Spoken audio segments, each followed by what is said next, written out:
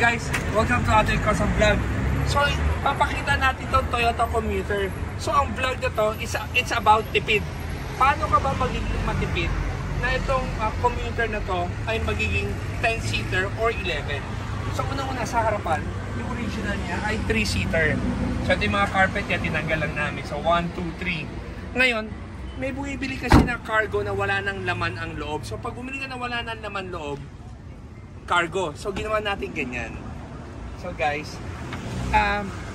iniikot baga, ang ginawa natin dito, ni-recycle natin yung upuan ng mga Toyota GL. Kasi, itong layout na nakalagay dito is purely for Toyota GL. Paano ba naging matipid? So, bibigyan ko kayo ng mga tips, mga... Guys, again, itong mga video na to, not necessary kami na nagbebenta ng mga upuan na. Meron kami mabebenta na pailan-ilan kasi may mga kliyenteng iniiwan na sa amin to or pinapabenta sa amin tong stock seats nila.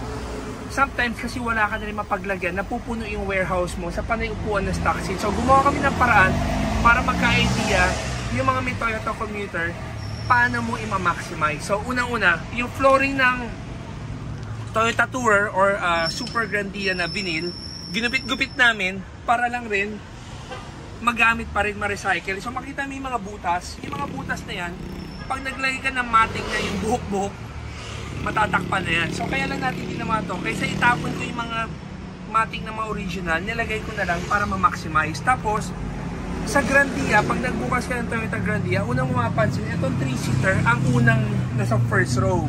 Tapos itong double-seater, nakalagay sa kaliwa, may single-seater tsaka jump seat. So guys, magtataka rin kayo, kasi ang mga Toyota GL, yung mga upuan niya, nakatornilyo na doon sa gilid.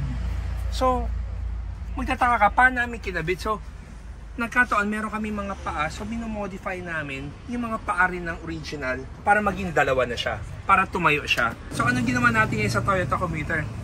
Binaligtad natin yung first 2 rows. Ang unang nilagay natin dito ay yung double seat. Pero bago natin nilagay, sinukat muna natin, kahit matangkad ka, kasyang-kasya ka dito, napakaluwag pa nung space niya sa legroom mo. So, 2-seater dito, originally, sa GL, 3-seater to. Yung 3-seater nilagay namin sa second row. So, tingnan mo yung legroom mo. Ang luwag pa. Okay. 5'10 yung height ko. So, imagine mo itong luwag niya. Tapos, yung recline niya is based on original pa rin ang recline and up ng Toyota. So, hanggang dyan lang yung recline niya. So, tatanungin ng tao, paano makakatawid sa likod? So, itong layout na to, hindi mo na iniisip paano tatawid yung tao sa likod. Dahil ang iniisip mo ay yung likod ay magiging cargo space na. So good for sa likod. 1, 2, 3, 4, 5. Tapos 3 sa harapan. 8 na. Tapos ito, tingnan nyo yung sa likod. Ito sa likod, kung mapansin nyo, naglagay kami ng jump seat. Itong jump seat ng Toyota GL, kinabit namin yung pangkaliwa. Isa may flooring. Yung butas sa may mating namin, sinakto namin dyan para wala na masyado i-modify. Tapos ito, tatupin ng ganyan, naangat rin siya ng ganyan.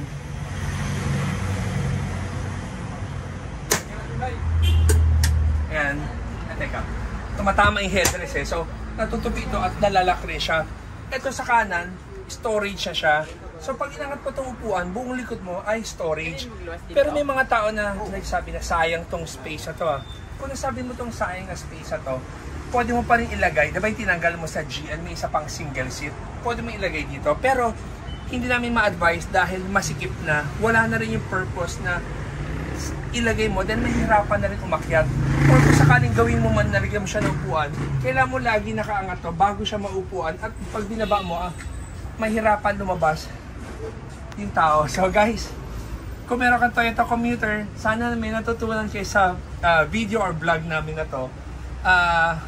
So may lahat na may Toyota Commuter, maghanap na kayo ng mga stock seats ng Grandia at pwede nyo gayahin itong layout na to para maging practical at ma-maximize yung gamit. So guys, thank you for watching and always remember, Jesus loves you and God bless.